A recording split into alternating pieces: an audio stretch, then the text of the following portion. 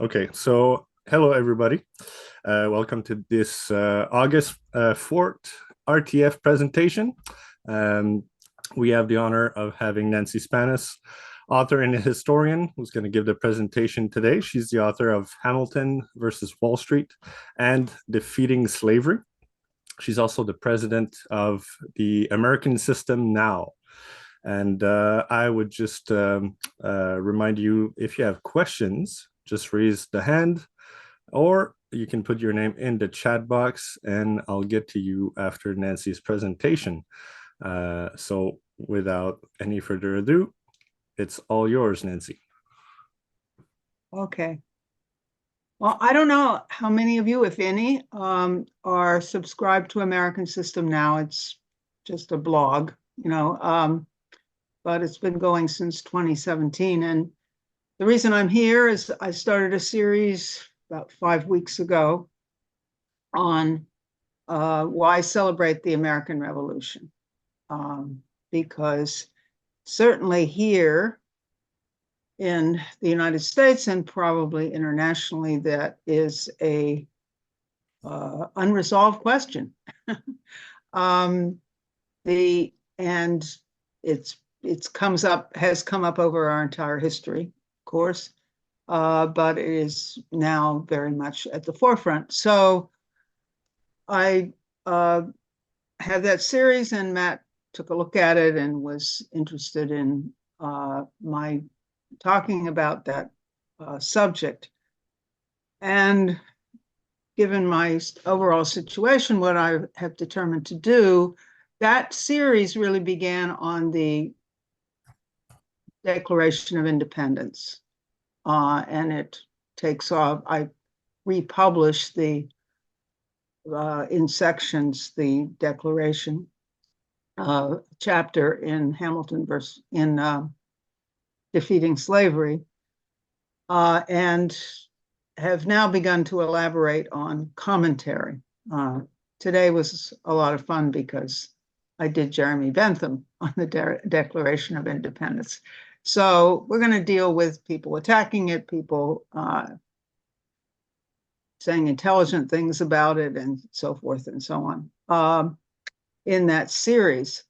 But it is embedded in this broader question of the nature of the American Revolution.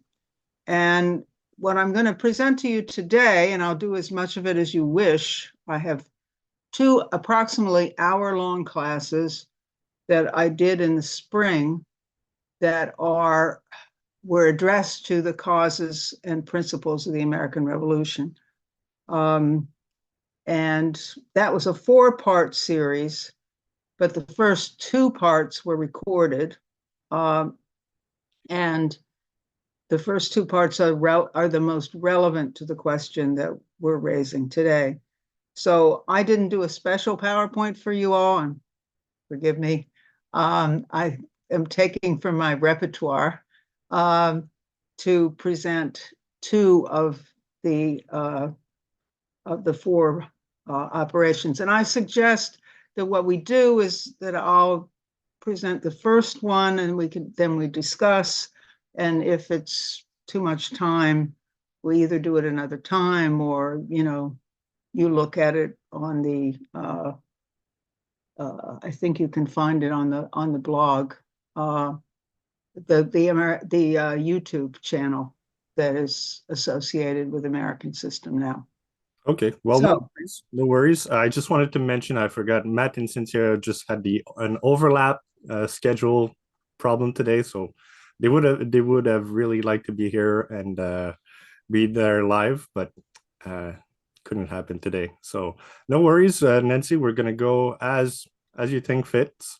It's no problem. And if people have questions, just remind whether you want me to ask the question. You can write it in the chat, or just put your name and I'll call on you when it's when. If I need technical assistance, I will definitely ask for it. All right. Because that does happen in my case. Good. So we do have some more people showing up. I love allowing people to enter leave the waiting room and come into the discussion. So here we go. This is wait a minute. So I have share screen. Mhm.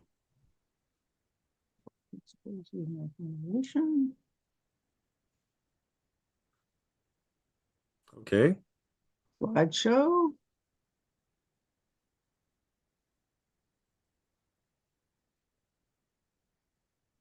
From beginning. That's it.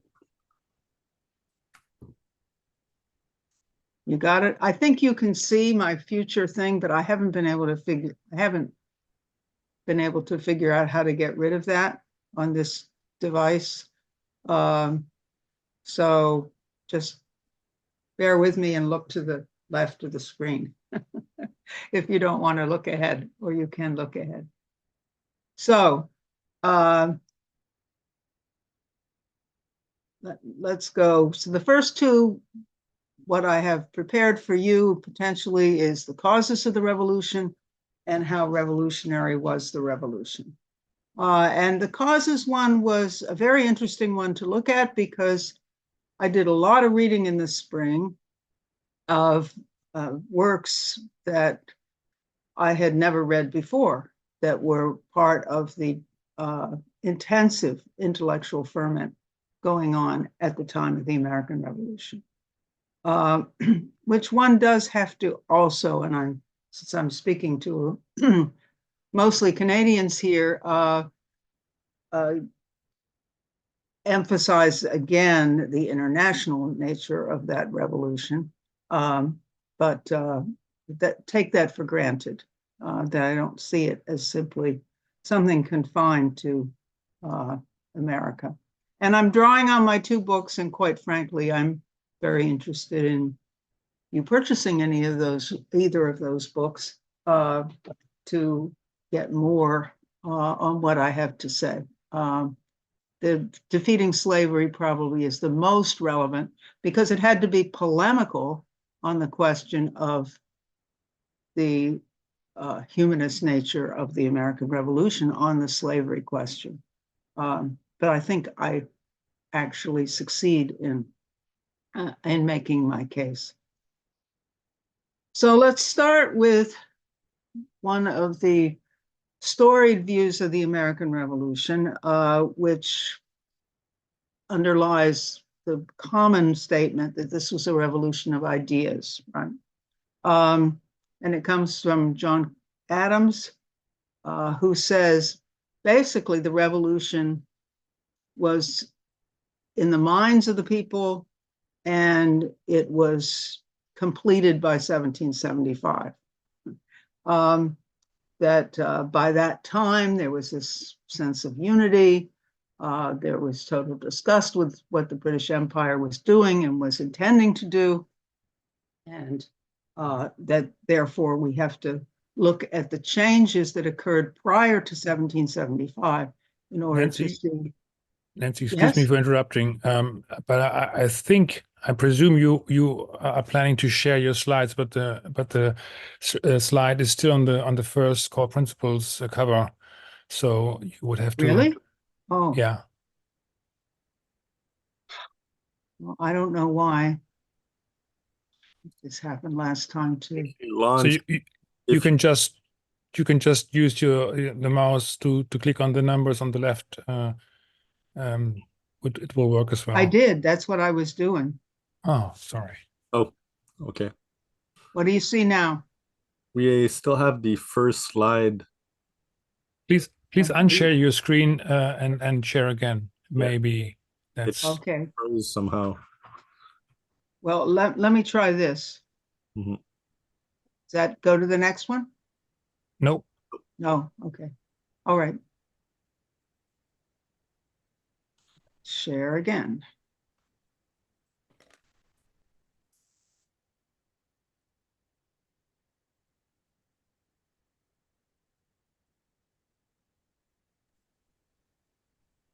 Okay.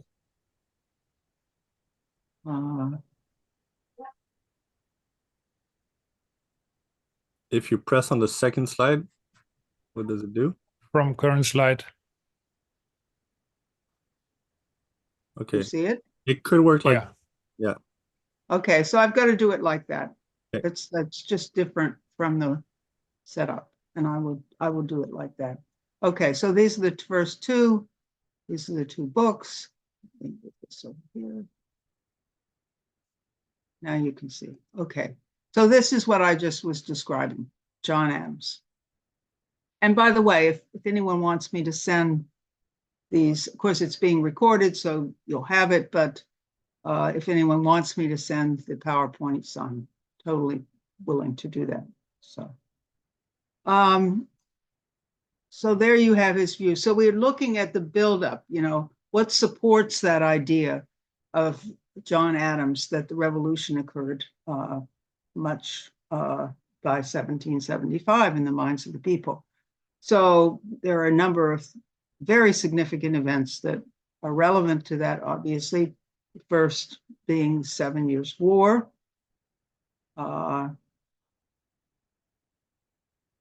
The other being the pamphlets and intellectual discussions that were occurring. And we will deal with that in some fair amount of detail.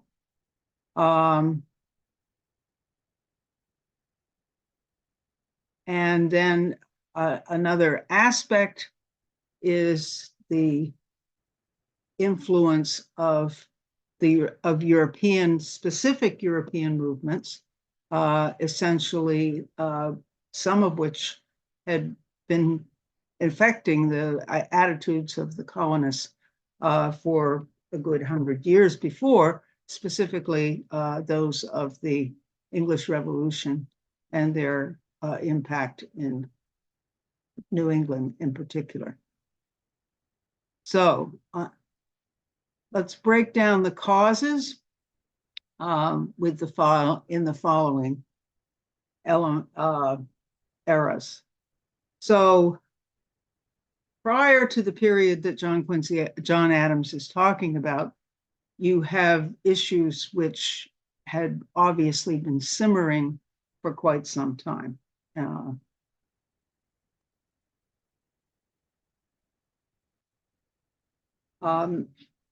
To set the stage for what that looked like, first look at what the nature of the governing structures was in the colonies themselves.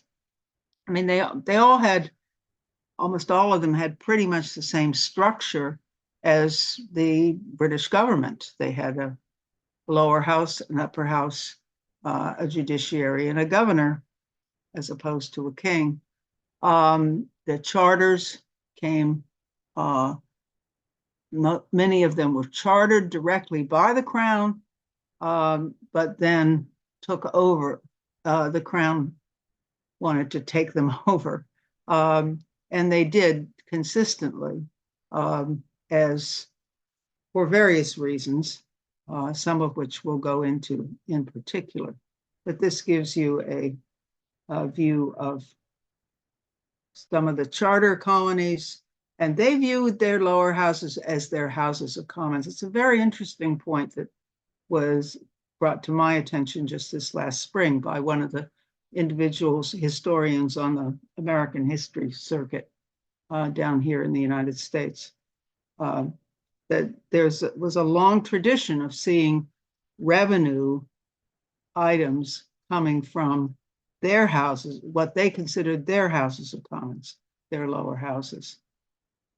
Now, some of those charters and governments set up on those charters were quite different from England. Those in England, most specifically the Massachusetts, significant, it was, they put much more in writing so you could actually refer to what the law is and know whether you were violating it or not. They gave much more access to the courts, including for enslaved people. Self-government, as long as the laws were not in conflict with English law. That was specifically written in the charter. They mitigated some of the criminal penalties, ended primogeniture very early, as opposed to some of the other colonies. and gave more access. Well, I already said more access to the courts. The Connecticut Constitution was rather unusual. That was a constitution that actually didn't even have a reference to the king. Some of the other charters made it clear that it was the king who gave it to them. They owed allegiance to the king. You know, he had the final say, but that they had a certain level of self-government independent of that. And here you see the famous phrase of the foundation is in the free consent of the people. I mean, it's very interesting to go back and look at this content because it shows you that there was a very strong sense of the rights of Englishmen, which were being violated and were then, and probably were in most periods were never carried out, which the colonists saw that they were reasserting with their revolt. Now, you also had a major impact of the English Civil War here, 1642 to 1649. It generally tended to the northern colonies more related to the Cromwellian side of things, the Puritan side of things. Many of the southern colonies established later with a lot of immigrants from the royalist side. But it had an enormous impact here. And the writings of some of those of the Republican side also circulated very widely, particularly those of John Milton, who wrote passionately for some of those rights of Englishmen, the free press, and then an end to the monarchy. One of his most famous writings was a justification for the beheading of Charles I, and so forth. A republic based on popular consent. That Civil War, of course, when it was concluded with victory for the reestablishment of the monarchy, did correspond with a clampdown. This is material that's covered in Graham Lowry's book, in particular, How the Nation Was Won. But here they attempted, this is around the time that they demanded charters back. Massachusetts eventually lost its charter. Connecticut hid its charter and successfully evaded it. But even the non-charter colonies, and New York was a non-charter colony. You recall the way the British got New York is that they made a deal with the Dutch, who handed it over to them. And James, the Duke of York, was the proprietor, which is where it got its name. But even that which was under royalty, had a number of these rights: due process of law, jury trials by one's peers, freedom from a standing army, legislative immunity, all freeholders can vote, and freedom of religion for all Christians. That was better than they were doing in New England or in Virginia at the time. Then you have the charter colony, the proprietary colonies, these being the two major proprietors, Lord Baltimore getting his grant from Charles I, and William Penn from Charles II. And in those, of course, there were written rights for the citizens and the assemblies and so forth. They were grants from the proprietors. By 1753, 8 of the 13 colonies are directly under the crown. and all but Connecticut, Rhode Island, Pennsylvania, and Maryland. And this is the time of George II, who is beginning to be made aware that perhaps there's too much independent activity going on over there on the other side of the Atlantic. And at this time, in the middle of the 1700s, you begin to have certain measures taken in Great Britain, which intensify areas of conflict, some of which were there before. One is on currency and credit. Now, prior to officially, currency and credit was totally dependent upon the mother country, except for what was done in barter and in kind. This led to a shortage of currency in the colonies, and therefore in 1652, Massachusetts began to set up its own currency. Some of you who have read in Graham Lowry's book will be more familiar with, or the EIR, more familiar with the pine tree shilling, but there were actually various tree shillings. The pine tree was the most successful. It actually circulated for commerce in the Caribbean as well as on the mainland, and it was extremely successful.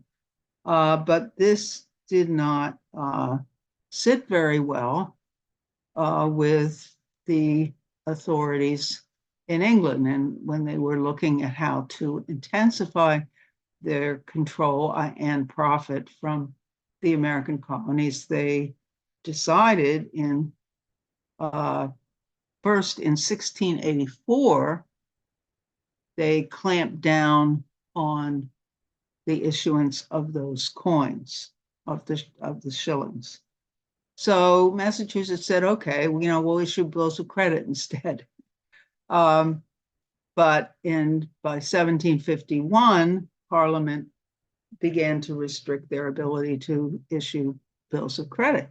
And in 1764, they actually banned all such activity throughout the entire colonies with the 1764 Currency Act, which some people, and I believe there's a quote from Benjamin Franklin I've been trying to re-find.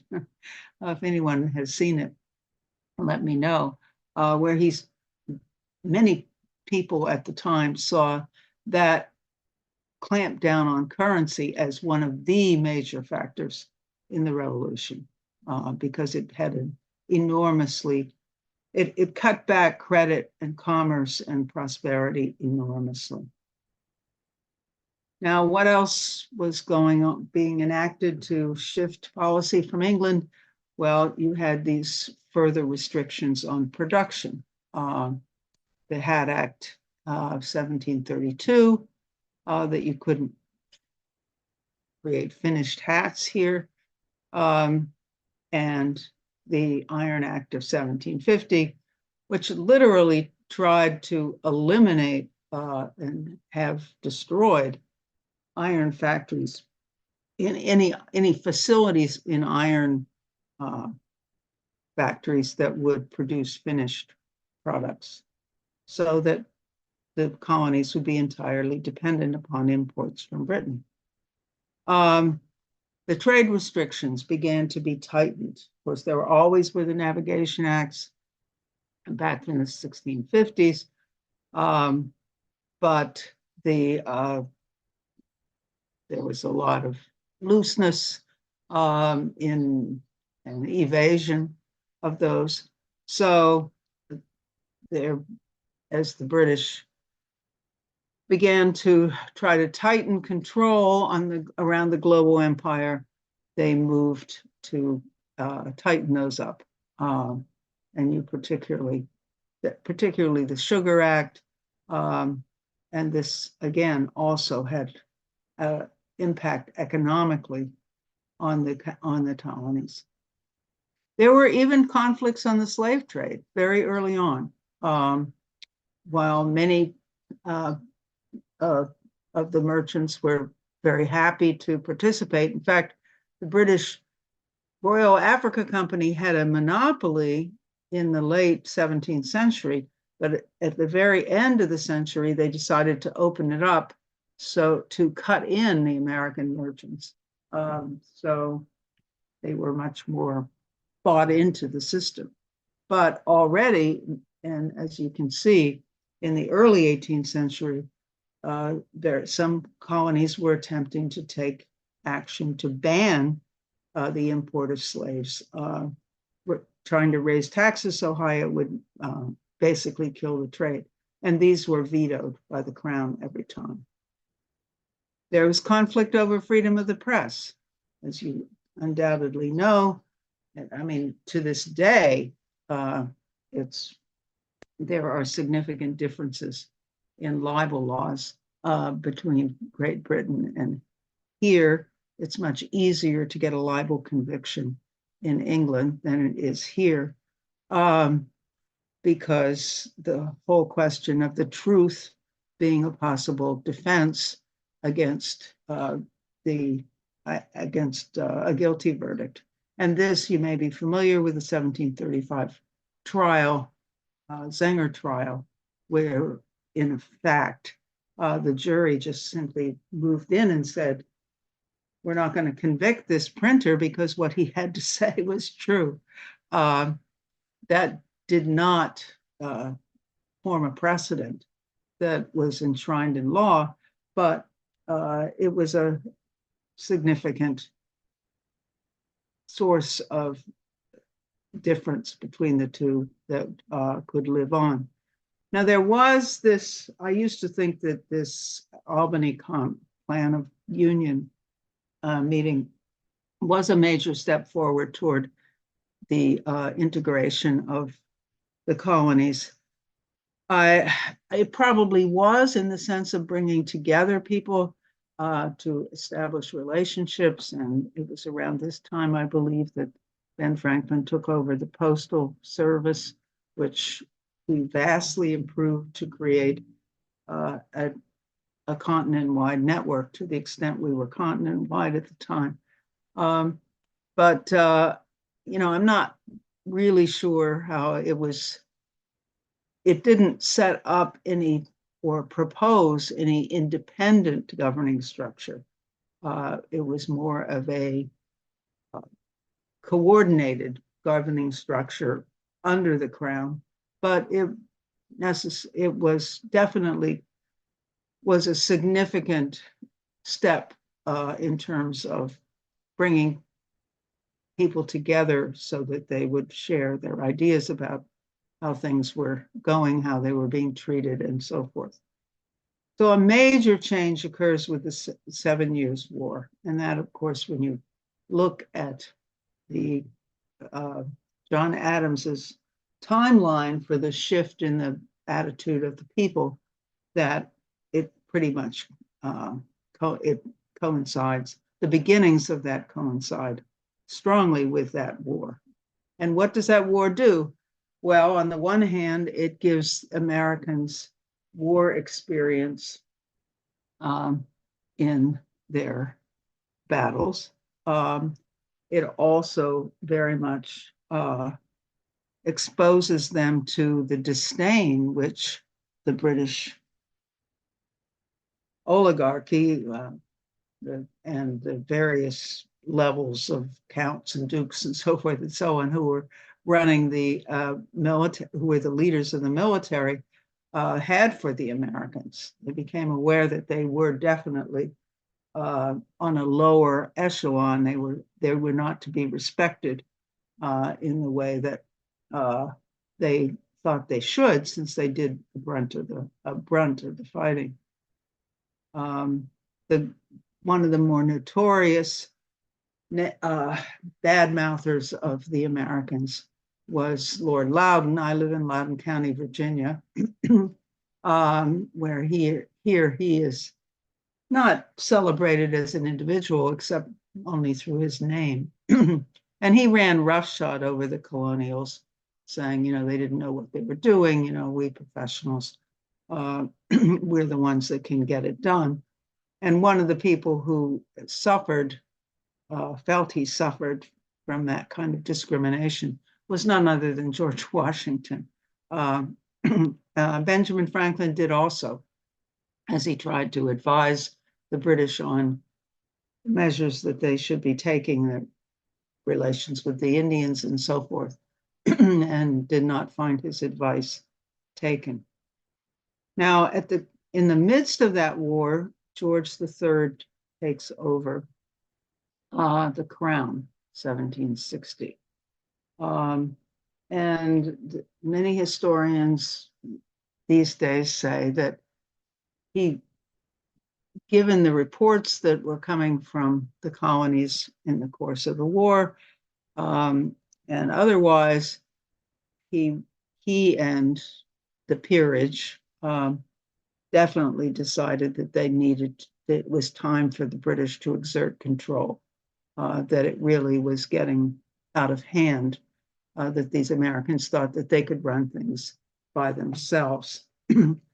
Famously, one of the restrictions that was passed at that time was the attempt to close the frontier.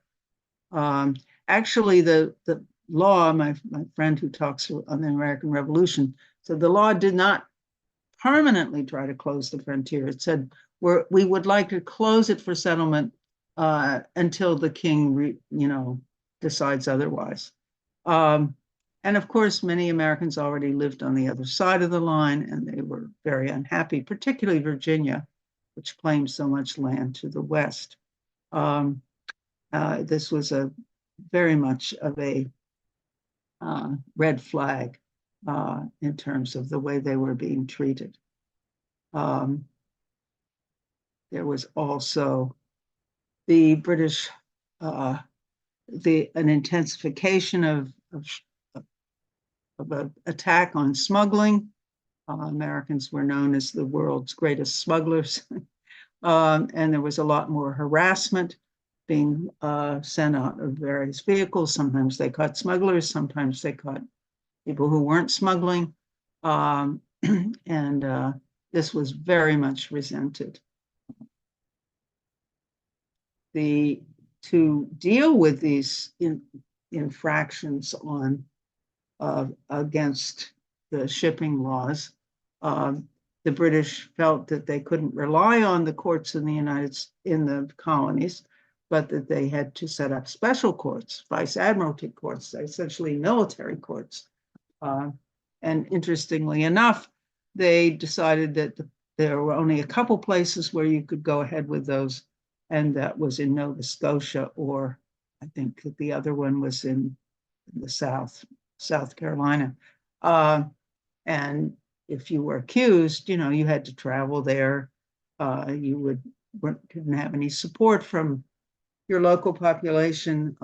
You were pretty much set up for that kind of for being convicted. And so with a combination of these clampdowns on the shipping end of things, brought about one of what's considered one of the major broadsides toward the American Revolution, which occurs, and fights, which occurs in 1761, 1764. And this is the fight against the writs of assistance. Writs of assistance are basically open search warrants that allowed, whereby the British authorities could come into a warehouse or go onto a ship and say, we have no probable cause to believe that you have, or evidence that you have done anything wrong, but we're going to look around and see if we see something. And this was a violation of what had been tradition. and what was seen as legally acceptable as the rights of businessmen and citizens.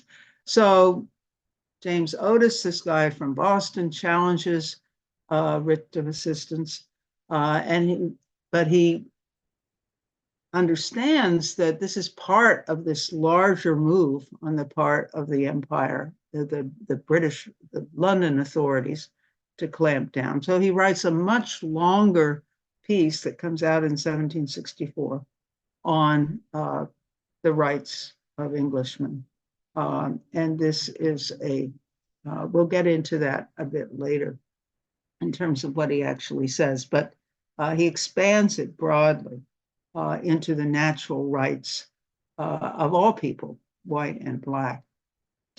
You also have the Quartering Act of 1765, one of those elements of setting up that border, the line of proclamation was to send a massive number to actually increase the number of troops that were here. The war is over, but they're going to increase the number of troops. Basically, they say to protect you from the Indians. But the Americans see it as to keep you penned in and to keep you under control. And while a whole number of troops are there on the western border, there are a whole number other in cities on the East Coast, particularly New York City. And the law that as passed indicates that the colonists have to support them. And if there's not enough real estate and there's not enough housing, then you put them up in your house, right? Feed them, take care of them, and probably polish their boots as well, given the attitude that was held. So I know I don't have the Quebec Act in here. That obviously, you guys know a lot more about that than I do, but that also figures in as well in this idea of very strongly, actually, this idea of penning in the colonists to a place, to an area where they can be controlled more easily, as opposed to spreading across the country. Then you have the famous Stamp Act coming in this period John Adams is talking about. Clearly, things had to have been simmering for there to have been such an explosion, which there really was in 1765, on the even before the stamps got here. And while it's often said that that it was the tax per se that was being revolted against. Again, my friend on the Revolutionary Circuit made a very significant point that the colonists were used to being taxed, he said. It wasn't the fact that they were going to be taxed or that the tax was so high, or even necessarily in some cases that the British were deciding on the tax. It was that it was not to send back to Britain to pay for the war debts, as everyone says, but to support this massive troop deployment to the colonies. It was a revenue tax to support an establishment that would take away self-government progressively.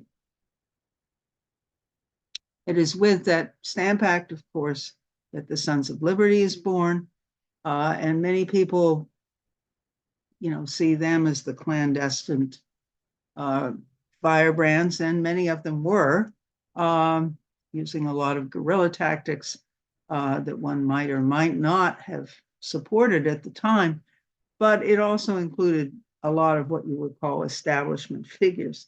John Hancock, Haim Solomon, I was amazed at that. Benjamin Rush, Benedict Arnold, and so forth.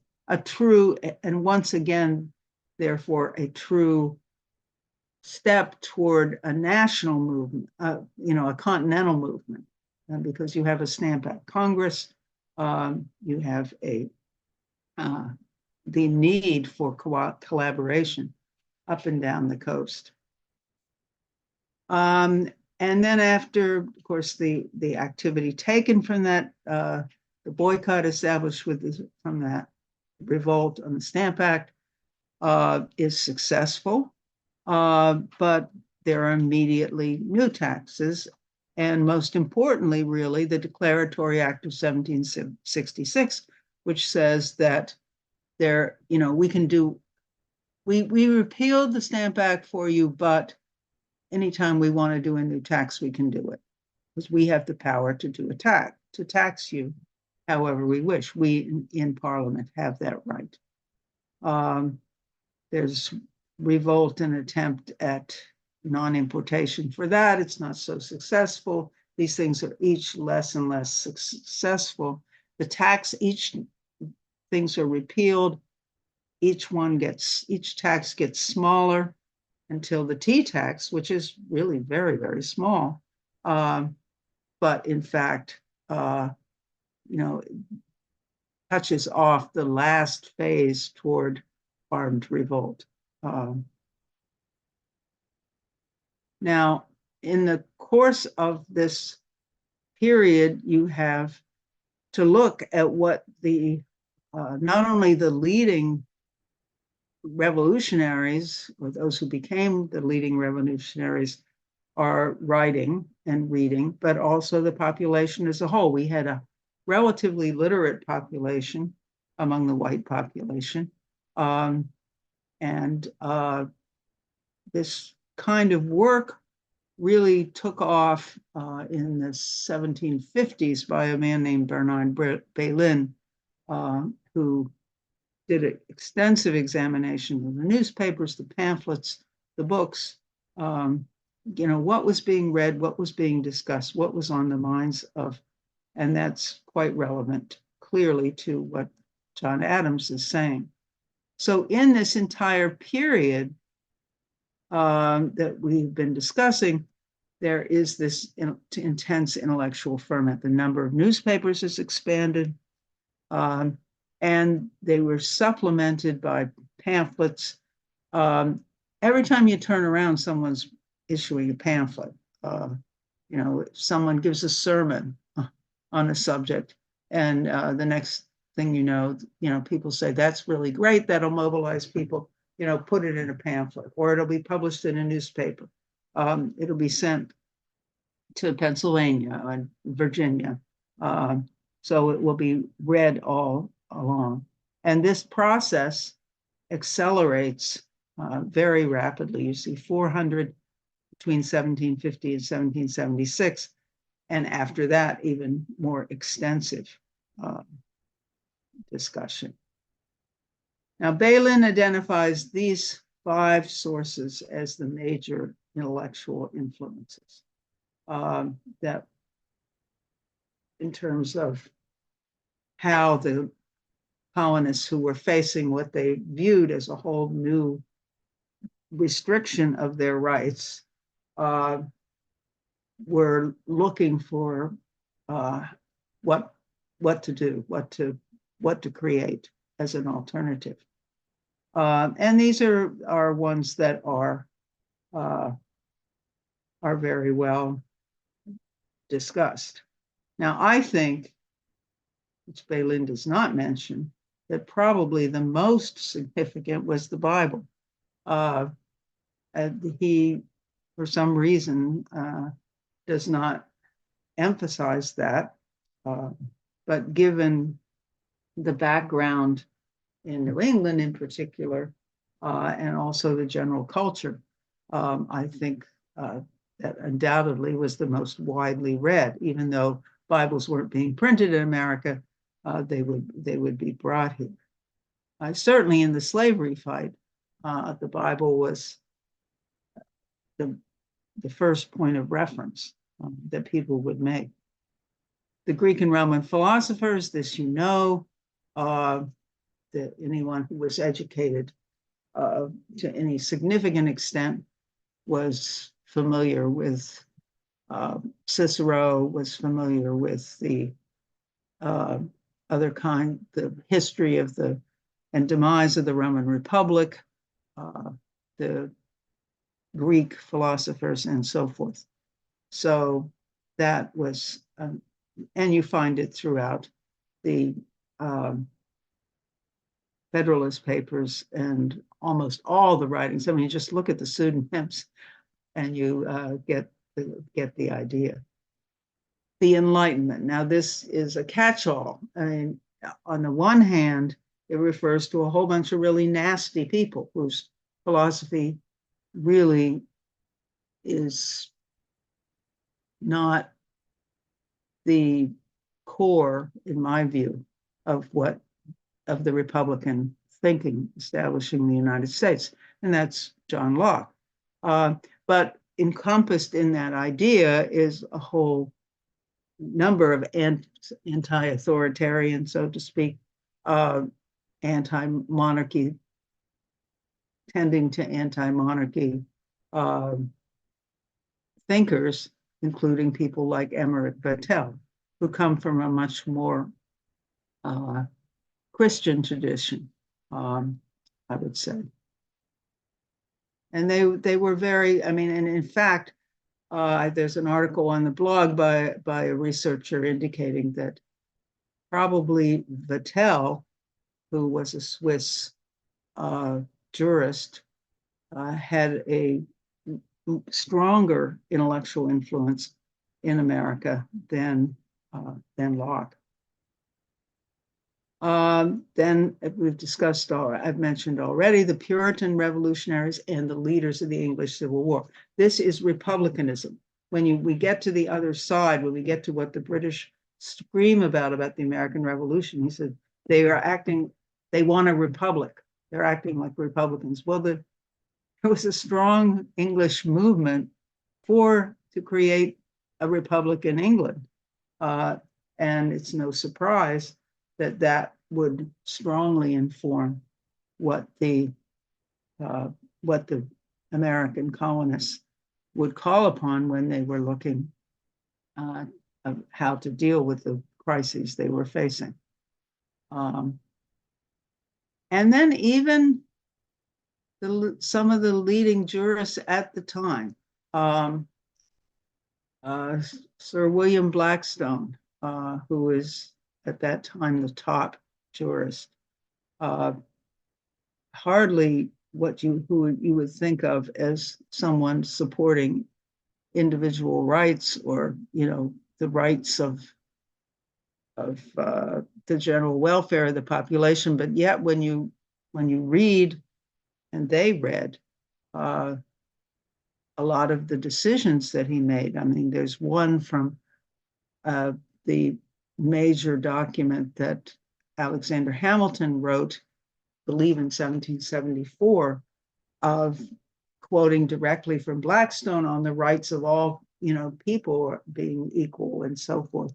So there was a lot in the English common law, which is just a series of decisions, not a codification of various laws, from Blackstone that these people looked to. It was useful, right, in their view. And it's very interesting to me. I was this latest post that I just did on the Declaration and Jeremy Bentham's attack on it. Jeremy Bentham was also well noted for really hating William Blackstone because he thought he put too much. He brought principle to bear, or what he asserted to be principle to bear, and that really was misleading and should be disregarded. And then the radical Whigs of the early 18th century, these guys this Cato's letters, undoubtedly, maybe some of you have read them also. These I just read in the spring. These were very widely circulated. And these guys were wild men. I mean, in particular, this series began at the time of the South Sea bubble, which devastated England, devastated oodles of people who were pulled into the speculative frenzy and lost everything. And then businesses collapsed and so forth. And these guys were just, beyond the beyond. But in terms of how the people responsible for that should be punished. But in the course of it, they give a very clear idea of what the implicit rules are, or the natural law rules must be of government. The king must govern by fixed rules and known statutes, right? Only laws have to be chosen by common consent. He can't govern by his will alone. He's effectively forfeited the crown if he does that. I mean, read these quotes. These are just clearly don't reflect what we know about how England was being run, but these are what people believed that they represented relative to other oligarchies in Europe. They thought the British were doing better, and then probably were actually, but what their rights should be. And when they saw this utter devastation, these were destroyed. So very, very important ideas that are being picked up in America to meet the crisis. Then you've got major American pamphleteers. And these are just, they very often were ministers, as I said, giving a sermon and then having it printed as a pamphlet to circulate. Jonathan Mayhew, one of the major ones, he gave a big sermon in 1750 about how the king is not an absolute authority. It has to obey a natural law, and if not, it was okay that we took his head, right? And he takes on the idea. He says, well, Christians say that they have to obey their rulers because Paul, the apostle, said so. Said that's not true. That's not what he means. If a king is not following, doing the public good, they're not God. He's not God's minister at all, and you are bound to resist him. I mean, this is what you're reading. This is what people are reading. Then that James Otis that I indicated before, rights of the British colonies asserted and proven, where he's saying, sovereignty is conveyed by the people on those dedicated to the good of the whole, the end of government being the good of mankind.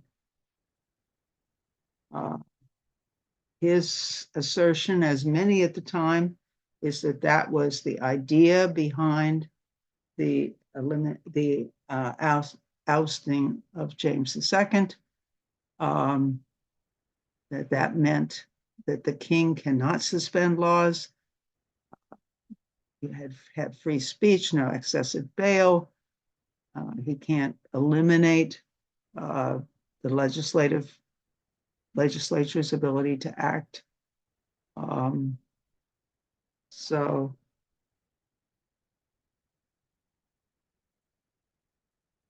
then he goes to first principles, right?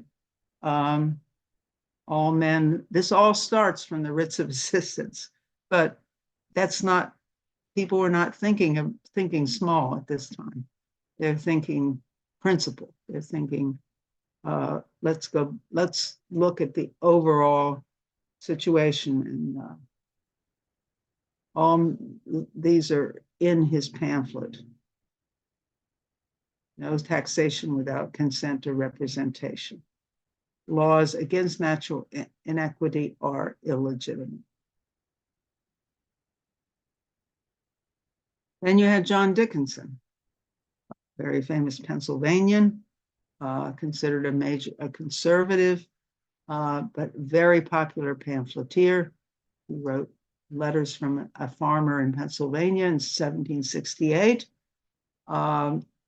spurred by the fact that the Crown suspended the New York legislature because it refused to provide money to support those troops I mentioned before. And he said, this is a red flag, folks. This, if they can do it in New York, they can do it to every legislature in every colony around the country. This goes hand in hand with these taxes for revenue.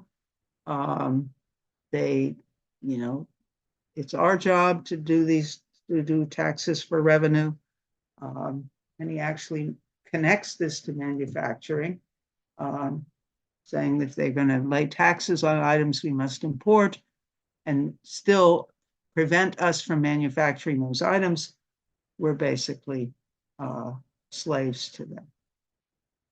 And he said this, basically, the smaller the tax, the more insidious, because the idea is to set a precedent for it to continue. And he wrote a popular song. When I first gave this class, I played that song. I encourage you to look it up because last time I did that, I got stuck in cyberspace and it took 10 minutes to get it back. So I don't want to do that. But this song I learned again from my friend who, in support of this idea that it wasn't taxes per se that the Americans were upset about. They were upset about the fact that they weren't making the decision, and it was for a illegitimate purpose in their point.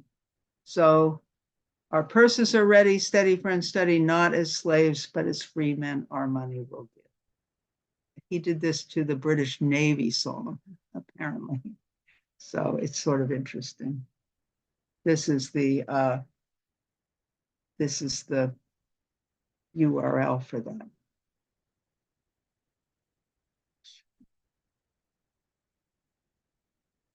So how early? We're talking, he has a period of what, 1761 to 1775. Well, keep in mind, British troops are in Boston in 1768, because by that time, it is becoming very clear that the Bostonians are not happy with the, and things need to be kept under control. So, after that, you have the Boston Tea Party. I mean, you have the Boston Massacre and all that. But things accelerate. So you've got occupation of Boston, basically, very early on. You've got these intensification of search for smugglers, which creates a major reaction. This is in Rhode Island, the Gaspé affair, 1772, where after an incident of a British enforcer ship chasing a merchant ship and running aground, some enterprising citizens go out and they burn the the British ship. So nobody gets killed. They don't fire upon these British soldiers or Navy people, but it's considered a very serious incident in England, and they decide that they are going to try these people for treason, however, and send them to England to be tried, not tried by a jury of their peers in the area where the crime was allegedly committed. So this is a major jolt toward the American Revolution, because again, people see the rights of a jury trial of your peers being taken away, and the threat of justice being administered by the, there are other instances of this as well that point to that.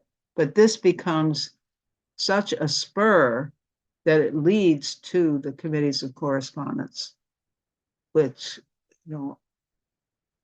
is probably one of the most significant steps toward coordination between the leaderships of the colonies moving into the revolution. It's where they begin to share intelligence, to discuss tactics and so forth. And right out of that committee of correspondence, the next step to unity is the British clamp down on the Tea Party. Because at that point, they again, as with that shutdown of the legislature in New York, say, well, if they can do it there, they can do it here, because there wasn't just one Tea Party, as probably many of you are aware. Tea was being halted, tea shipments were being halted in cities, in port cities up and down the coast. And there was the constant potential threat of British retaliation, although no one did precisely what the Bostonians did, but there was a scare. This was an injury to one, was an injury, potential injury to all.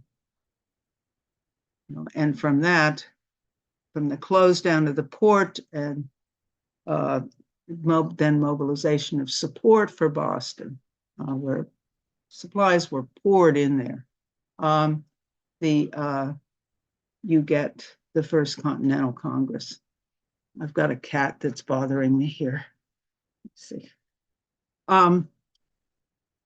So the First Continental Congress in October 1774. And clearly, with all this happening, the war of ideas accelerates as well. This is an example from the Baptist minister in New England, writing off the Gaspé affair, what the rights of the people are. You cannot, it's the power of the people that binds kings in fetters and nobles in iron. Pretty strong stuff. John Adams himself jumps into the fray in 1775. And here you see something else which is constantly being discussed in articles about the American Revolution these days. People are tending to say, well, you had two conspiracy theorists on each side. The British thought there was a conspiracy by the Americans to form a republic, and the Americans thought there was a conspiracy by the British to enslave them. And both of them were exaggerating, and therefore we had this tragic outcome. Well, I think that's garbage, but it is very interesting to note that someone as conservative, so to speak, as John Adams is saying in 1775, he sees a pattern of behavior, conspiracy that is, over a 10-year period to enslave the colonies. And he goes through a lot of the elements of what I've indicated. In addition to the trials by jury being taken away and being sent to trial, and having a military government in Boston, the Crown had passed a law to change the paying of governors and judges from the state legislatures to the Crown. So basically, if you were brought to court, your judge was paid by the same people who were paying your prosecution. They thought that was a bit unfair and tyrannical. So this is the kind of writing that's happening in 1775. There's also some great Alexander Hamilton stuff, but I'll tell you where to get them. And this is all before the shooting war begins, April 1775. And long before, Tom Paine, often indicated to be the spark in many respects, comes, writes his famous Common Sense. That doesn't appear till 1776. And he, of course, puts it differently. He looks at the relationship between the parliament and the king, saying that basically sees a corrupt relationship there, and the king is as the actual authority, and says we can't have that here. We have to have the laws that we consent to be king.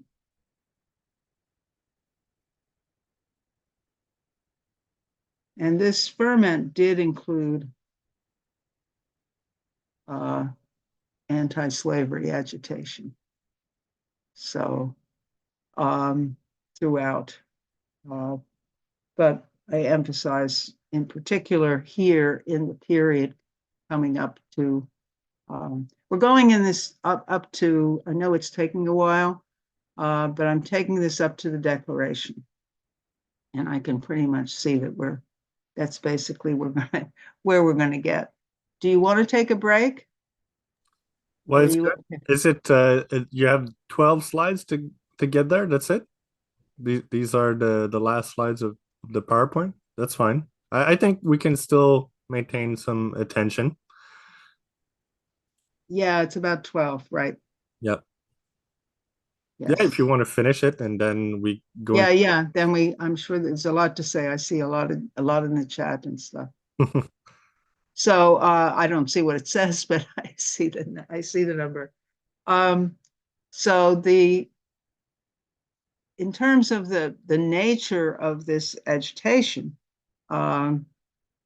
it's very significant to me that it includes not just the rights around taxation and right and legitimate prosecution and protections against illegitimate prosecution, but also anti-slavery agitation. There's just no way. This is a guy who actually wrote a pamphlet directed to the representatives at the Second Continental Congress, saying, if you're going to defend our freedoms, you've got to defend the freedoms of these enslaved people as well. Okay, then, of course, the Declaration, we have to talk about the Declaration at least briefly, because that is our formal statement of the causes of the revolution. With all that I've had to say, it's necessary to take into account what the framers themselves said, which unfortunately I find in many of the discussions of the 250th anniversary of the country, many people don't want to do. They only want to discuss everything around it, but not that core element. So in my view, the essence of the preamble is the essence of the Declaration is in the preamble, and it's the whole preamble, not simply the first sentence, which, according to a recent very interesting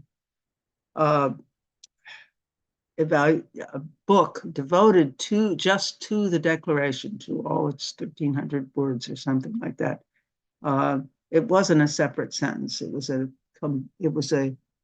This whole thing was a run-on sentence, which actually has to be seen as a unit. Very important idea. Now, that document, of course,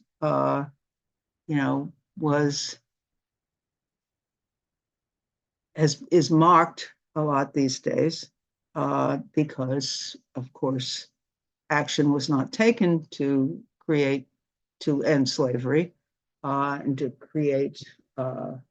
end oppressive debts and so forth and so on.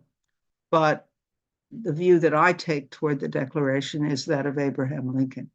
He says it did mean all men are created equal, as we saw from James Otis and numerous others. But but it set a standard, and it was intended to be constantly looked to, labored for, although never perfectly attained, to provide happiness and value of life to all the people of all colors everywhere. That's Lincoln. Now, the causes go into a number of different areas. First, of course, the significant shift of the perpetrator being the king, not the parliament. And in fact, I was going to look up the exact date. You know, the king had taken possession of what the parliament had done. It's not as though there was some objection that he had made. He was totally behind the crackdown on the American colonies. So the first class of abuses is basically going against the public good, refusing assent to laws that were necessary for the public good. And that included, you know, laws attempting to cut back the slave trade or end slavery altogether, land laws on the land, the cutback of that proclamation line on the Appalachians, preventing immigration that the colonists wanted. Another example, another category was supplanting local government and its powers, including laying taxes. Here they were actually saying, we want to be the paymasters for our local governors and taxes and judges. We'll impose taxes to pay these people, but we want control over that because otherwise they're controlled by you. And under this also comes the elimination, the shutdown of legislatures where that occurred, the shutdown of courts where they were necessary. Yeah, this is that, on making justice dependent on the royal will. That's the crown pays for the judges. The crown decides that you should be tried in a military court without the dependents. The crown decides that you should go to England to be tried for treason. Stationing a standing army among the people. Remember, we saw that in the Rights of Englishmen. Long-standing belief among a large section of the English population that this is against their rights. Waging war against us. By the time the Declaration was done, probably there were more places, but at least 2 significant towns had been burned by the British military authorities. One, Portland, Maine, my hometown, called Falmouth at the time, and the other, Norfolk. The people just ignore, the British just ignore that when they write counters to the Declaration. Now, a lot is made out of the fact that the item in the Declaration that was agreed to by the Committee of 5 that produced it was a direct attack on the slave trade. That was omitted, and it was clearly omitted as a result of the objections of South Carolina and Georgia, and also, according to Thomas Jefferson, because some people thought that this would offend friends in England. Interesting thought as well. But as Lincoln said, you do, still the intent was that slavery was on the way out, and that we would enshrine the universal rights in the Declaration and work toward it. Excuse me. So that concludes the declaration, which, as you know, is the time when we begin to call ourselves the United States. United States of America. And that posed the question of what next? What kind of, that was a revolution of independence, but not a revolution, an undecided revolution in terms of governance. And that's where we stand by the time we get to 1776. So that's it for the sharing. I will stop sharing. Very well. Thank you, Nancy. It's a very broad, very good presentation. Thanks a lot. Thank you. For people who have questions, I did not really see names in the chat. I don't see hands up, but I'm intuiting that there's going to be questions for you. I just wanted to first start with maybe a comment, but every time I hear about the American Revolution, it seems like there's always more that I didn't know. And it's like, for example, when we teach the reasons, before the American Revolution, all of these acts, intolerable acts that were promulgated by the British Parliament, or the British King as a main perpetrator. I never saw so many. I took them down as you were going, and I was like, well, I never heard about the Hat Act. I have no idea what that is. But yeah, so we know, I guess, the main ones that are repeated again and again: the Stamp Act, the Tea Act, the Quartering Act. But all of the rest, it flew over my head. I didn't know about that. Thanks a lot. Well, the one that got me was this, that I don't think I knew about it until earlier this year, where it was this shift to paying the judges and the shift to paying the governors. But that was extremely influential in what the in the whole continent, because everyone thought, well, it's just happening in Boston, right?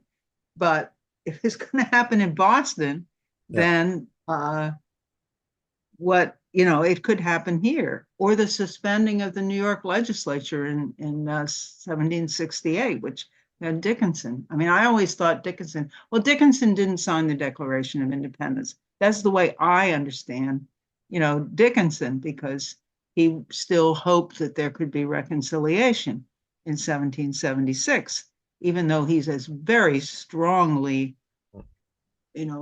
conceptually against everything that they were doing. But, to read what he wrote and to, what caused it, it really, this is the tip of the iceberg that I have, and it's a lot that I didn't know, 6 months ago. Okay. So there, somebody just. I saw actually Jean-Sébastien Savard had a question. It sounds like it was close to what I just said, but if you want to ask your question, Jean-Sébastien. Okay, it's a weird question. Probably nobody has the answer. I looked it up on the internet and didn't find it. The Hat Act was to control what kind of hat? Producer, worker, the gentleman hat. I presume it's the gentleman hat. But I do not literally. I have not read. I've read the Iron Act, but I have not read the Hat Act. I've heard lots of crazy rumor. We see a lot in the rabbit holes, and there's something about these hats with mercury around the stripe that makes people mad. Where it comes from? That's why the Mad Hatter. Oh, it could be coming from mercury made in these hats. That's what I heard, and why the question I asked. Well, that's hilarious. I'll It have would to look be that up. it would be a good idea to control a production of those kind of hats, you know. Yeah. Well, I don't know if anyone was saying that all the hats with Mercury came from the American colonies, and the ones that were I don't know okay from who it comes. were over in England. All you had to do was say what specifications the hat had to be made to. Yeah. I saw, sorry, I just want, is it okay? Yeah, okay. There was Stephen. Stephen had a question, and then I saw Bruce, you raise your hand. So I would put Stephen first and then Bruce. Hi, Nancy. Thank you for a wonderful lecture. And just as an aside to Jean-Sebastien's question, my understanding of the history is the fur trade in North America supplied the beaver pelts that were used to make the hats. And the people who made the hats, the hatters, used mercury to cure the pelt or whatever material. So they would eventually develop neurological problems, you know, the tics and the twitches and all that. And they would seem mad. So that's where the expression mad as a hatter, I believe, comes from. Okay, well okay. So Nancy, you laid a really great foundation for understanding the kind of basis to the American Revolution, what drove it. And I guess my question is, if America was to return to its founders' roots, if I can call it that, you know, to capture or recapture its original spirit. And we think of some of the other lectures we've had along these lines of the American system, and especially the great cooperation between Russia and America during roughly the Lincoln era. Will you see a new revivalism in the U.S., a return to the American system? Would that necessarily imply rapprochement with Russia and possibly China as well? Yes. Next question. No, I mean, the outlook of the founding fathers was not to seek war. Obviously, they were in a different physical situation, and part of the reason that they say that was because they knew they were in no position to seek war, or, you know, or to defend themselves even. They had to bend over backwards with the British. I mean, you know, I get so upset when people say, you know, well, Hamilton was really a pro-British. Well, what Hamilton was he was against the violence of the French Revolution, and he was afraid to go to another war with the British because he thought it would be a disaster. So he hated swallowing the you know, impressment of seamen and the violations of the rules on the sea and all this. You know, he hated it, but he's, you know, we can't threaten them with war because we are in no position to do so. So the idea was to have to use commercial relations between the United States and other countries to create a workable situation and Washington was extremely anxious to do this during the Washington presidencies.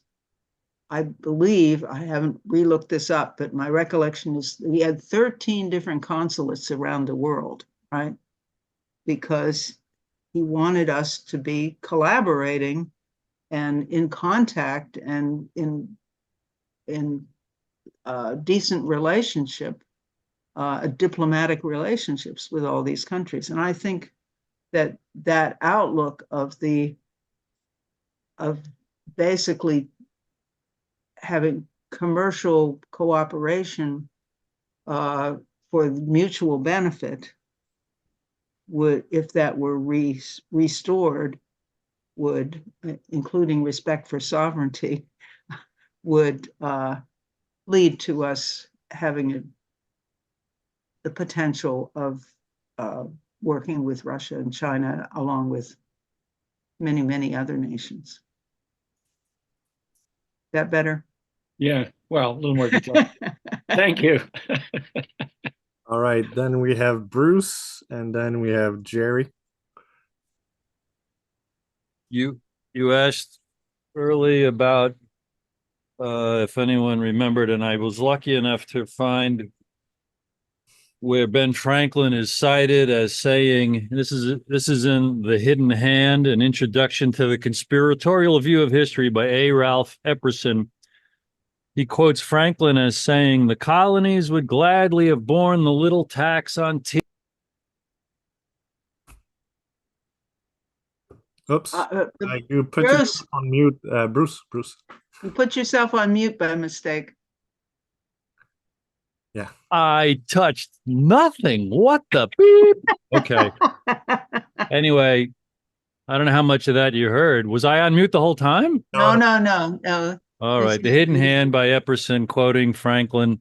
The colonies would gladly have borne the little tax on tea and other matters had it not been that England took away from the colonies their money, which created unemployment and dissatisfaction, about which Epperson comments, Franklin acknowledged that the cause of the revolution was the resistance of the colonies to the idea of borrowed money, resulting in debt and inflation as well as interest payments, and not taxation without representation as is commonly believed. The Hidden Hand by Ralph Epperson.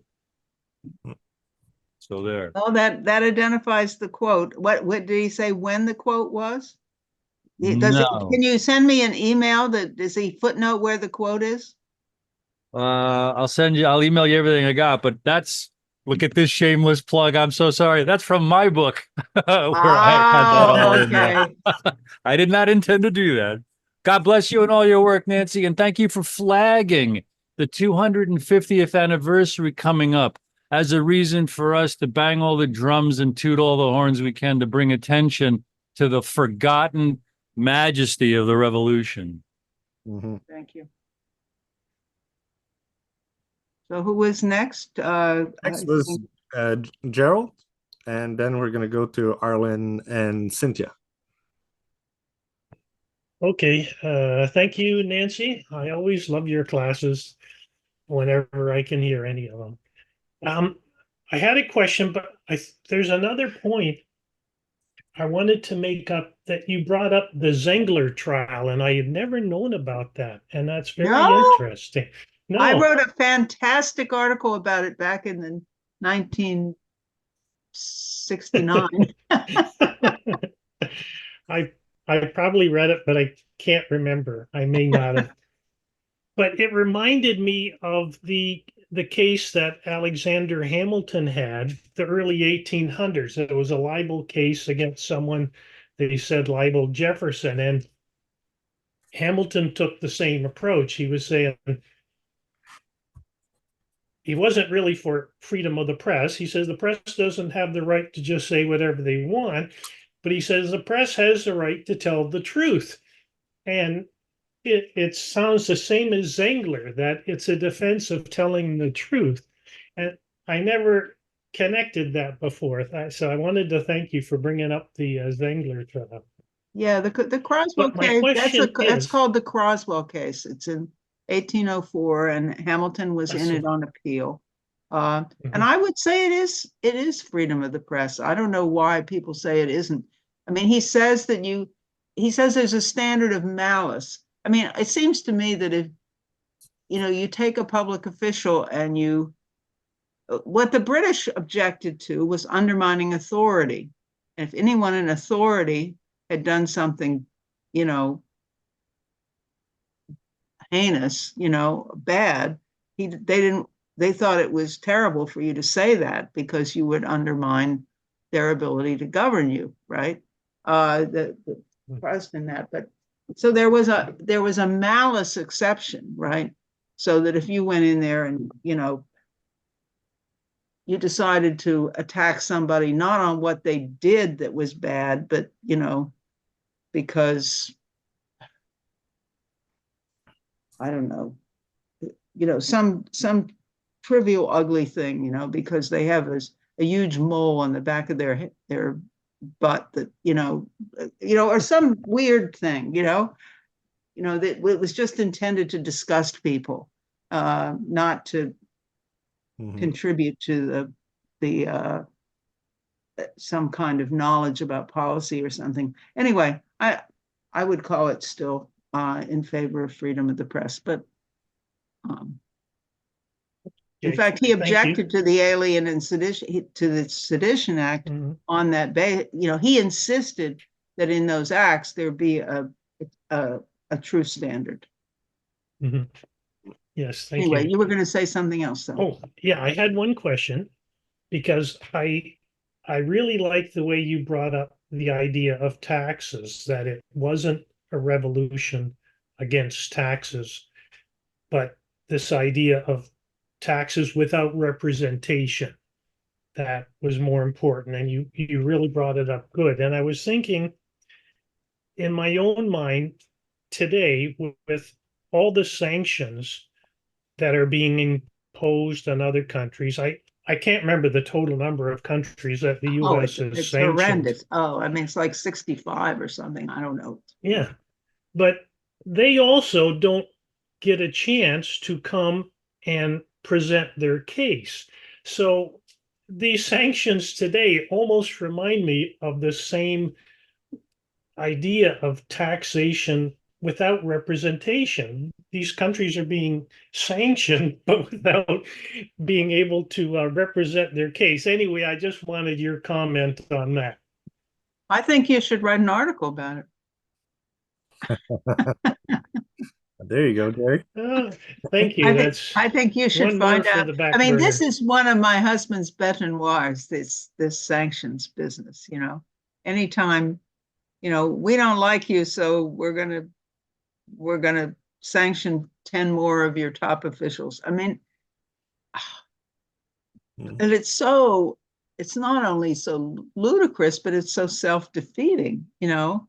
It's just so obviously it doesn't address the issue. So we see you, Monty. We see you. Yeah, you're in the list. You're next after we have Arlen and Cynthia, Kelly, and then Monty. Hi, just Arlen today, but anyway, Cynthia's listening in. I'm surprised, being in Canada, I haven't spent too much time of specific study of leading up to 1776, and I really appreciate, Nancy, what you've put together. I think that it sort of creates the underpinning that is glossed over so often that it's just some, you know, we want to remove ourselves from the authority of the king and run our own show, but the ramp up to that is so clearly portrayed by what you've shown in this history. Couple little detailed questions. One was, when the Massachusetts colony and Connecticut were initially, their charter was being challenged, and you said that Connecticut was able to hold on to their charter because they hid their charter. Do you mean they actually were able to keep they the paper physically, that the British, apparently the law was they physically had Right. to take it back. Right. And so it's interesting to me that, I mean, I caught that when you said it, and I wasn't sure that if that's what you meant, but the fact That's what I've read. No, certainly, but the intention on paper, what they put down and signed and stamped and said, this is what we're adhering to, that piece of paper was so important that they went to the trouble. Like, it wasn't just a concept, it was an actual decree that they made. So that's beautiful. Another thing that comes up in a lot of the different things is the control of the judiciary, or the attempt to bring that back to Britain and the Crown by paying the judges, and then also the control of everything financial. That, I guess I'd say that these are aligning with our situation today, where through Federal Reserve, IMF, central banks, that the people really don't have an effect on their own money, their own spending ability and earning, and that these same things that were affecting the colonies, where they could and couldn't do certain things, both by decree of the Parliament as well as by monetary and tax controls, I would argue that we're finding ourselves in that same position in each of our countries as well as internationally, and that there is this concept of removing ourselves from that overlord controller, which back then was the crown, the British Empire, and to stand, in the case of being in court, that when you're judged, you're judged by your peers, by your community, that it is the smaller community that directs the people's. It is the directive of the people, which goes back to something that I have never seen before, which I took a picture of it. It was so great.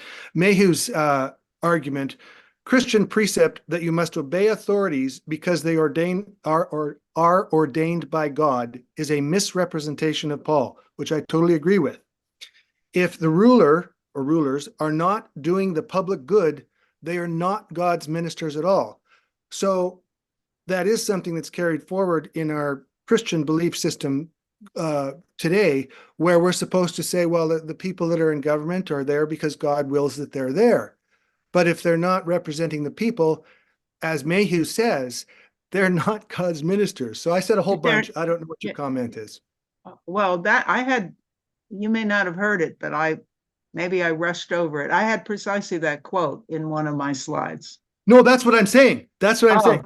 I got it from you. That's beautiful. Right. I spent quite a lot. No, that's really interesting. I mean, that was a total shock to me that was such a commonly held, view in the pre-revolutionary period among a certain section of the British population, obviously not among a large enough section of the British population, or maybe it was, people just weren't thinking about what they can do. They were just surviving or whatever. Right. And I think the financial thing is a bit different, but certainly what I think Franklin, what the Currency Act did, which was very detrimental, was to deny access to credit. Therefore, and that certainly we are deny access for credit for things that should be done. And that of course is parallel to what's happening today, because the people who control credit are putting it into, holding up bankrupt, speculative institutions. They're not putting it into investing for the public good. So, or enforcing tax laws that encourage you to invest for the public good, because that's what you use tax laws for. You would use them as a positive incentive to go to, to encourage people. You can make money by doing the right thing, not too much money, but you can make money, not an overwhelming amount of money, but you can, make money by doing the right thing. And about the minting of coin, that they restricted that I think that also is reflective in that the currency that is injected into an economy, which is what I describe as what's happening today. And I think it was happening then too, because if there's an influx of physical coin back then, today, dollars borrowed or digital or physical, that changes. It has a controlling effect on that economy. And I think that's very much what their interest was back then, as it is today. Next. Yep. Thank you. Yeah, thank you. Just wanted to mention Bruce has put in the chat box the links to your books and your website also. So I encourage people to go and check it out. It will certainly be put in the description box under the videos when it's going to be put on the RTF website. The next one in line is Kelly for the questions, and we have Monty and Uwe. Hey, Nancy. You were Hi. mentioned early on in your presentation about types of colonies. What I didn't catch them all, but one of them you were mentioned a propriety colony, Right. Pennsylvania, Maryland were one of them. What are they? What would that be as opposed to the other colonies? What they are is that the king rewards a nobleman in Britain for services to him. In the particular case of Charles II of Pennsylvania, he is paying a debt to William Penn's father. So he grants Penn this massive area of land on the other side of the Atlantic to pay off that debt. In the case of Charles I and Lord Baltimore, I don't know what the particular cause was, but it basically is a land grant to someone that you want to favor, or you want to pay off a debt with, or that you want, you're thanking for helping you out. Yeah, So so in that, those cases, you have total, you own the land. You are the one in charge of how it's peopled, how it's governed, how it's, the king doesn't want you to violate what he wants you to do. Obviously, the king still had authority because the Penn family controlled Pennsylvania up till, the 1770s. They got it in 1688. They controlled it up to the 1770s. They obviously didn't have total control because, for example, those laws that I mentioned that were passed in Pennsylvania that would have curbed the slave trade were vetoed by the king, right? So I guess at a certain point, the king has to not object. But there was a third proprietorship that was Georgia, and that was a proprietorship under Oglethorpe down there. But in the initial granting of that proprietorship, it said it expired and the land would revert to the king in 1753, I think. So, but the other ones, it was in perpetuity. The king was always doing that. He did that with a lot of Virginia was settled that way too, by basically giving land. In some cases, if you were willing, they wanted to populate the areas over here to get them to produce and to make money for them, right? So they would give X number of acres to an English gentleman who could bring 50 settlers over to go to work. So that's just the way they did things. I have another question about freedom of the press. During before the revolution, they were putting restrictions, and you mentioned one guy. I don't know, he was in court and everything. I was just wondering, like, for me, when I think of the press, I think of Benjamin Franklin, and like, did he have restrictions? And if he did, like, how did he get around them? I am not familiar with any significant cases of restrictions by Benjamin that he ran up against. Yeah, you were mentioning some minister from Connecticut or something there. I'm not sure. No, I mean, we mentioned the Zenger case, that was very early. That was 1732, 1735, and that was in New Jersey. But I think the case was brought in New York State. And the case that Arlen mentioned was also in New York. So generally, that people could have print whatever they wanted to. Well, they had to be careful that they weren't offending the governor. I don't think they had to. I mean, as you know, Benjamin Franklin wrote a lot of humor. One Yeah. reason that he wrote a lot of humor is because you can say a lot of things that way that you would get into trouble for if you said them with the names attached. Yeah, well, that's like today too, I guess. Yes, yes. So I don't think it was free in the sense that you could criticize government officials willy-nilly. I don't know how much you could. I think it varied significantly from place to place, depending on who your governor was, depending upon whether, whether you had protection of powerful people in the government. But you had some pretty wild stuff in the press.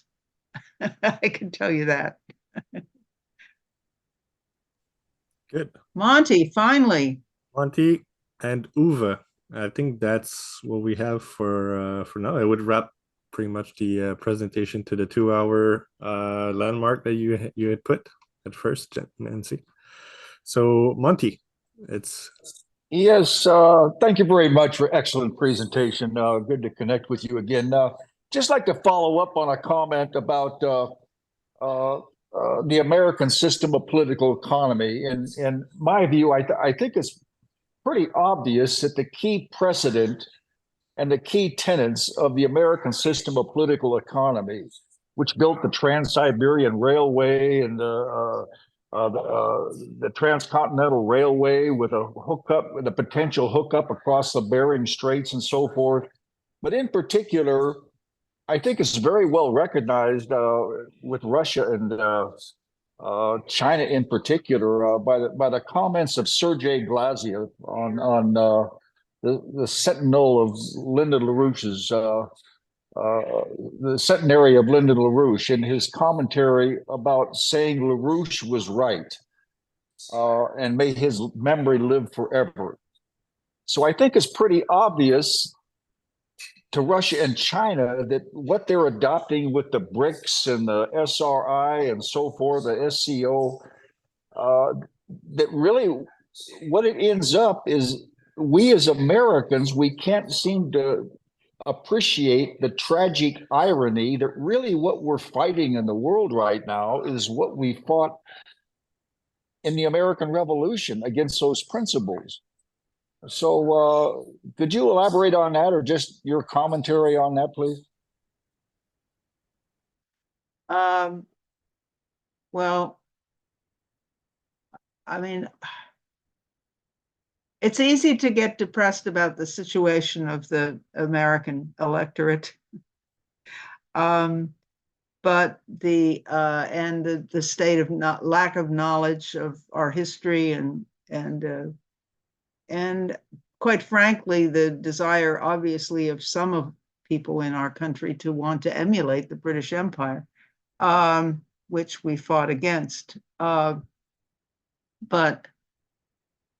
all I can say is I think that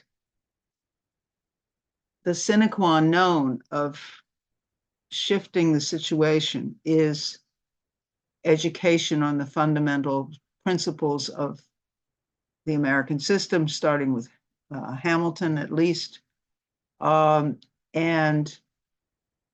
everything that went in actually to the founding of our republic. And it's that to which I am dedicating myself at this point through trying to get the broadest possible circulation of my books. So I think, you know, I don't see any great leaders on the scene right now to pull the United States together. But I think even if there were, the lack of education would make it extremely difficult for a leader. So you've got to have that intellectual ferment, right, that I discussed at such length in the period that of the middle of the 18th century. We need that intellectual ferment. We need it desperately, right? Probably, you know, equally as much as practical solutions, of which there can be, right? We have to get that kind of cultural orientation again. That's what I would say. Well said. And last question, I think, for today, this is going to be from Uwe. Right. Thank you very much. So I just have to get my camera back on, and I apologize. I've been walking my dog. I'm in Europe, so it's night already. Oh, I see. I see. I don't think you can see me well, but no, we can see your shadow. Yeah, I'm sorry. So I just want to just thank you, Nancy, for your great presentation, and I would like to echo something which I think Bruce said about the need to reinvigorate the American Constitution's importance for what is going on presently. And this, I say, particularly as a German and European, who we have been taught nothing. I mean, you were lamenting the state of education in the States, and you're probably right, but just be aware that we over here have very little knowledge of the true meaning of why the revolution was fought, and also why I think the oligarchy is, on a global scale, is doing everything to get rid of this still existing stronghold of humanity and humanism, and therefore I think it is very, very important if we all concentrate on explaining the principles of the revolution. So the humanist, natural law, American system of economy, and all this needs to be understood and needs to be taught. If we succeed, we have a fair chance, because these are very strong principles, but they have been shoved under the carpet, and presently they're using America as the boogeyman, especially to get people to say, let's do away with the United States as the power of evil, or whatever the people are saying. And I can see why they would jump to such a conclusion, which is of course wrong, because what is evil has been imported into America, into Wall Street from the UK. So therefore, thank you for your work, and I look forward to working on this mission as well. Thank you. Okay, and I plead with you, if I don't have to plead with you, I would be overjoyed to see that some of you who have not had a chance to purchase a book would do so. Yes, the links are in the chat box. As I mentioned previously, they were put there by Bruce. Thanks again. And they will be put under the video when this is going to be uploaded to the tube, as we say. Do you have any final... there you go. Jerry has the books. There you go. So you know that Jerry has... Yes, I do. I do. Okay. He's in the mission there. Yes. All right. And if you want me to come back and do the second one on how revolutionary was the revolution, certainly we can look for a time. Right. Okay. Great. And you don't have something scheduled. That's good. Very good. Very good. Yes. I think. Well, thank you very much. Appreciate talking to you all. Godspeed. Okay. You too. Bye-bye, everybody. Bye-bye. Thank you. Thanks for listening. See you next week. Bye now. Bye. Thank you very much. Thanks, Nancy.